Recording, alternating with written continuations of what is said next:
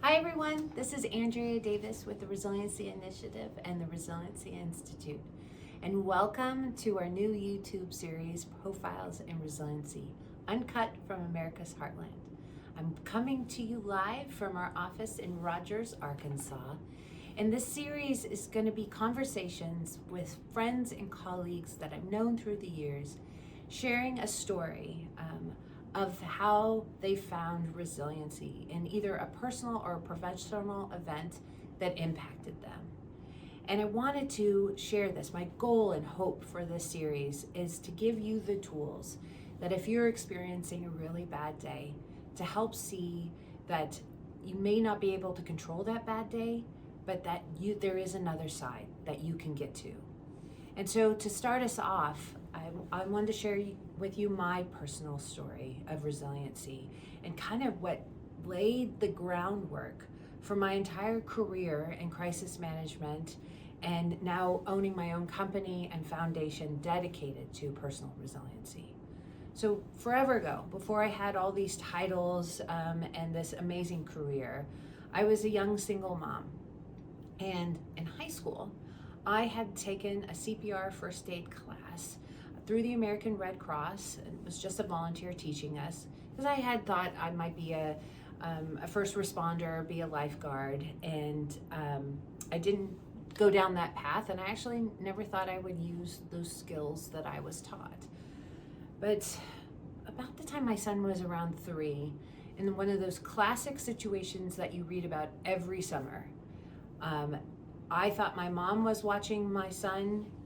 She thought I was watching him.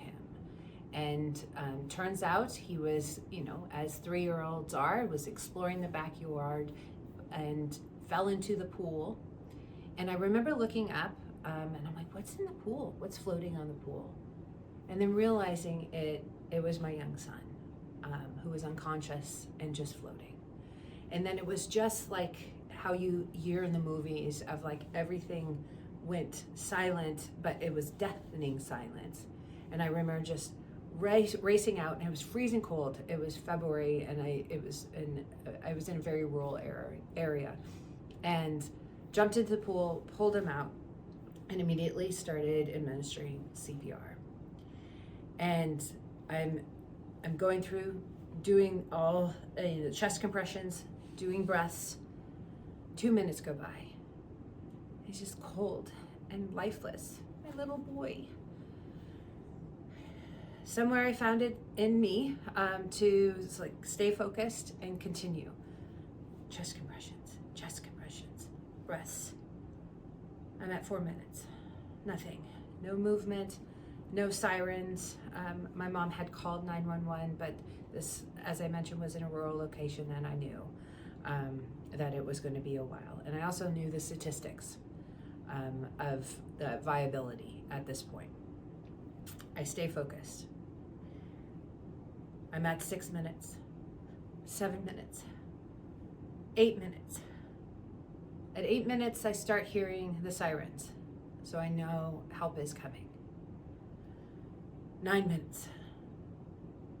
I hear a cry.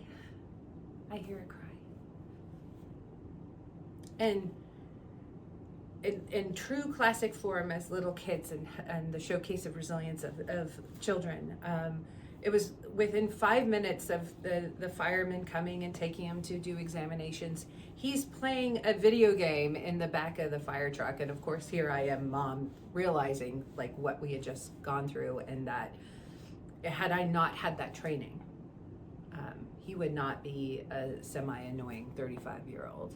Love you, Sean. And my point of sharing this story is that could have gone a really bad way. I was very fortunate to have the tools to be able to help save my life. But it was not only his life that I saved, it was mine. And it set in motion this amazing life that I've had. And it's those type of stories I want to share with you. And I want to give you those tools that you can help in a very physical way save somebody's life, but even just for maybe offering your mentorship or offering your skill set, help save their life and then help you. Thank you so much.